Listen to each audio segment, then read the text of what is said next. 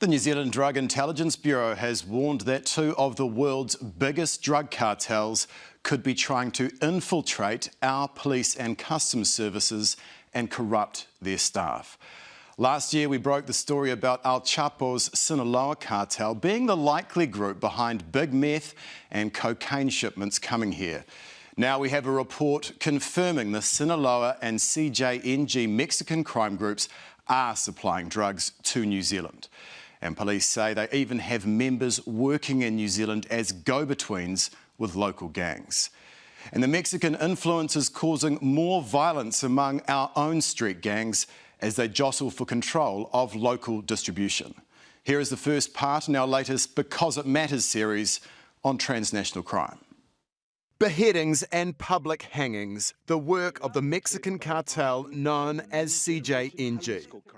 These organisations have an international reputation for violence as a method of intimidation, both to get their own means and market share, but also in dealing with government agencies and officials. We quite frequently see abductions where members of rival cartels are kidnapped, dismembered, tortured. CJNG is just one of the foreign syndicates targeting New Zealand because Kiwis pay top dollar for drugs. So in New Zealand, a point of meth sells for between $80 and $100, and in the United States it sells for $5.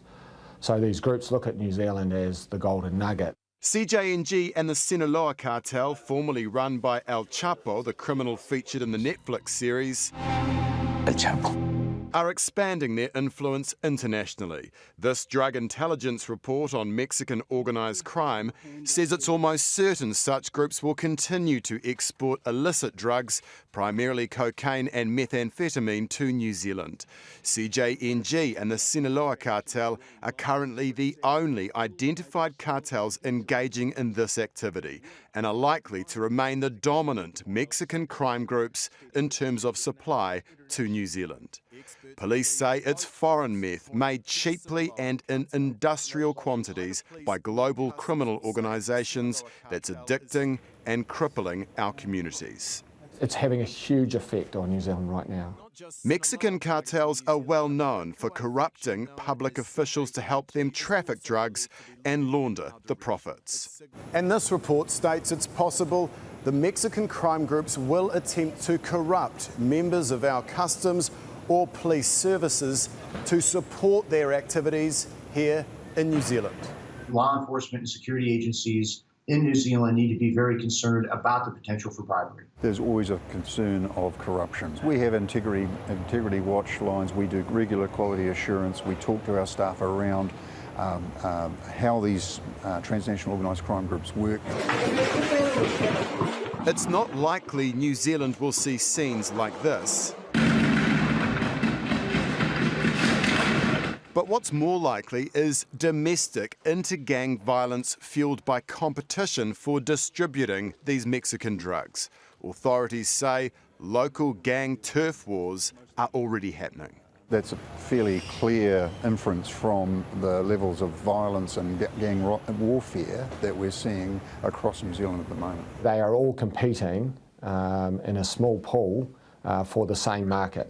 And Detective Superintendent Greg Williams says Mexican cartel members are now working in New Zealand to help get the drugs in and send the profits back offshore. We know they've got facilitators that they're putting in New Zealand, so we know that cartel members are coming into this country and sitting here and acting as a conduit between those retail outlets, again the gangs predominantly. Having global partners like the DEA, FBI and Homeland Security is helping our authorities identify risks and act. But they say communities hold the real power. If they can stand up, support those addicted and say no to any more meth, organised crime won't be able to flourish. And tomorrow we'll look at how many other drug syndicates from around the world are targeting New Zealand right now and reveal a worrying trend, a big spike in imports of GHB, otherwise known as the date rape drug.